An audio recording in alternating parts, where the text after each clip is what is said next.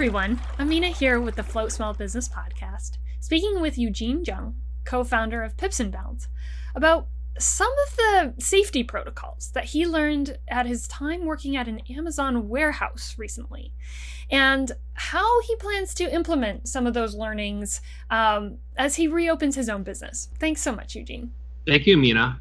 So one thing that I have been wondering since I heard that Pips and Bounds closed was, what made you close it pretty much immediately? Because there were some businesses that stayed open and like kind of tried to make do. It seemed like you made the call pretty early on, we're closing. You know, at that time, there was just so much confusion and uncertainty. Business was slowing down, rightfully so. Yeah. And we were just trying to keep mindful of our employees that, I had this thought that if all restaurants are going to close, there's going to be thousands and thousands of people unemployed. And we wanted to kind of get ahead of that for our staff and just the nature of our business. It's ping pong where you pick up paddles, you pick up ping pong balls. We literally have 100 ping pong balls beside each table. So we were like, we didn't want to be the instigator or be on front page, be like Pips and Bounds, the ultimate place to share for germs with ping pong paddles and balls. One of the lowest points, if not the lowest, was basically the last day and telling my staff that I couldn't apologize enough about we can't do anything for you. And including for myself, I basically said I'm furloughing, I am laying off myself. I've been fighting tooth and nail keeping this place open and keeping this place happy and fun for myself and for the customers, and then coming to the day where it basically felt like we were going out of business, and it was almost a tearful moment. And now we are on the cusp of reopening. What are some questions that you are struggling with now that you're in the process of answering? When you open a new business or you try a new venture, you always try to take stories or data points, other examples of other businesses. There's very little amount of data of figuring out how to ping pong businesses run. So we just basically had to learn the hard way. And that kind of applies to us where we are now in terms of reopening. The whole idea of Pips and Bounds was really to, bring people together, have an almost ancient analog activity in the digital world where you're still remaining the human connection and the laughter and the enjoyment, fitting that into a place where there's restrictions of, you can't have more than 10 people in a group. Everything has to be sanitized. The idea of going up to the bar anymore, we're actually trying to figuring out protocols or systems where you don't go to the bar. And that's, where most revenue is in most restaurants and bars. It's a challenge, but, I didn't open a ping pong business if I wasn't up for the challenge. It sounds like it would be a challenge in normal circumstances. Yeah. So after you closed Pips and Bounds and you were no longer working there, I've gotten the impression that you learned a lot from your time at Amazon and watching them kind of evolve. It sounds like they really evolved their safety protocols in the time that you were there, and that there were some important lessons for you in how to kind of leverage that knowledge for Pips and Bounds. Yeah, sure. Amazon was one of the few hits that came off my feet, and they were hiring in the warehouse fulfillment center in Troutdale, and I was like, there's nothing for me to lose to actually try. I went to this humongous building at that time, and this was probably mid-March. They didn't have the typical tape on the sidewalk where you're supposed to stand. You're sitting at a desk and you're 2 or 3 feet apart, and nobody has masks on because no one knew how to safely handle this. Right. It was probably a week after that, and they finally had tape on the ground. I was like, okay, starting to have some safety measures in there. And then the whole resource department in the room, there were no longer any desks, there were no longer any chairs. Everyone had to be standing. And they gave me a start date. I think it was like 2 weeks after the first interview. What I basically did, I picked the products. People ordered online, then you have these, what I like to say, these Roombas, those vacuum cleaners that are kind of automated, but these Roombas are like 5 times the size, and they're carrying like an 8-foot crate of hundreds of Amazon products. Wow, and okay.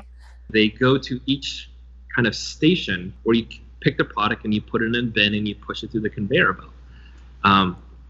And you're staying at this station. This station is basically where you work. You don't really have to talk to anyone. So when I came back out of the first day, and it's like, I told my fiance, is like, I just worked 10 hours and I barely spoke to anyone. That sounds lonely. It is, yeah. But I was like, but you know what? I came home safe. Second week when it came in, after you swipe in your badge, they made these hallways, these, I would say, semi-permanent hallways of thousands of plastic bins. And I was like, that's good, because you control the flow of foot traffic. Sure. Okay. Right? So you control the flow.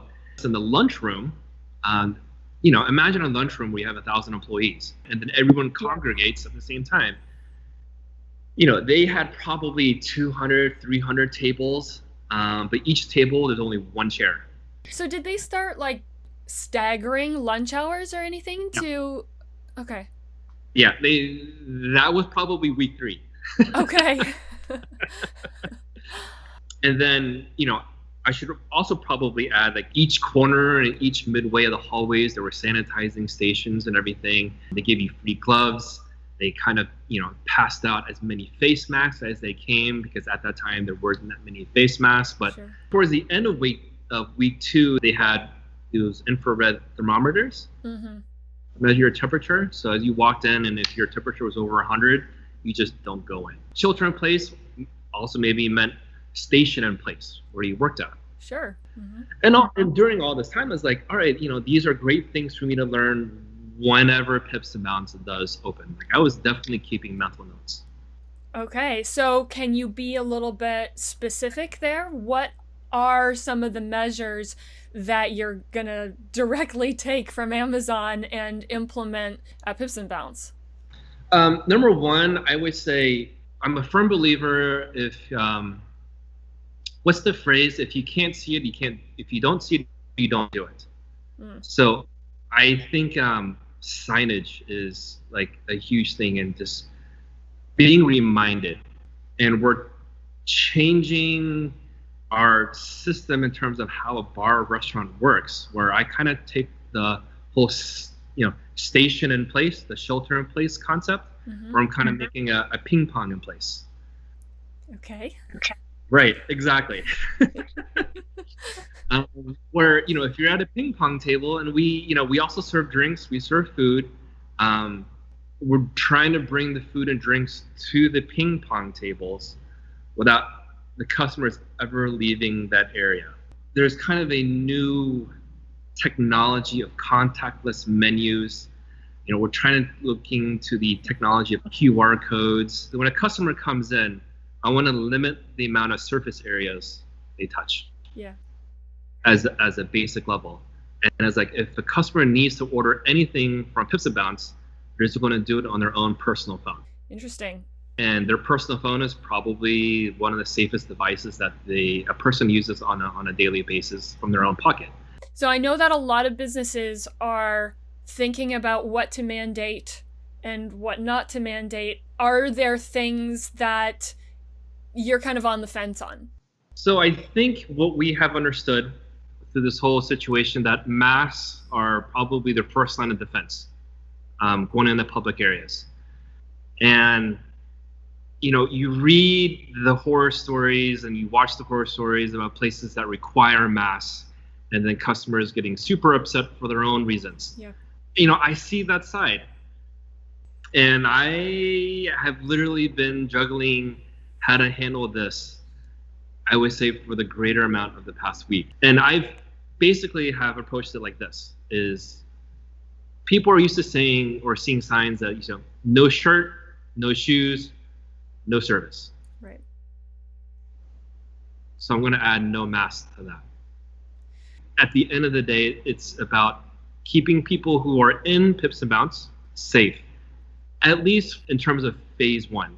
Can that adjust? For sure. And we're going to supply the masks for the customers who don't have them. And if they're not comfortable, by no means do they have to stay. I mean, we're not going to judge you one way or another, but I just have to keep safe as the number one priority. But you serve food and drink. Sure. So how do people wear a mask when they're consuming something? Basically, I'm buying a lot of plexiglass. Okay.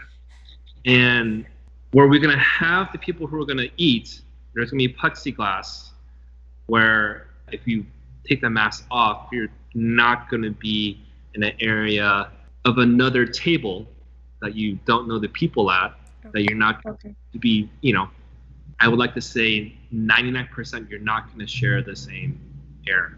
Okay. I can't help the air condition, I can't help the circulation, but I can help the direct line of sight in terms of people's mouths and people's coughing, sneezing, that I can kind of prevent that. Yeah. So it's forcing you to kind of get into gear in a new way. Yeah. Well, I wish you all the best with your reopening. And I hope that you have more ups and downs. I know that it's probably not going to be a straight line, but I'm confident you guys are going to make it through. There's highs and lows, but in the end, it's a challenge every day, and I think about it every day, and I couldn't say that in my previous jobs before Pips and Bounce, where it was just comfortable. And I know when things are comfortable, I don't progress as a human being.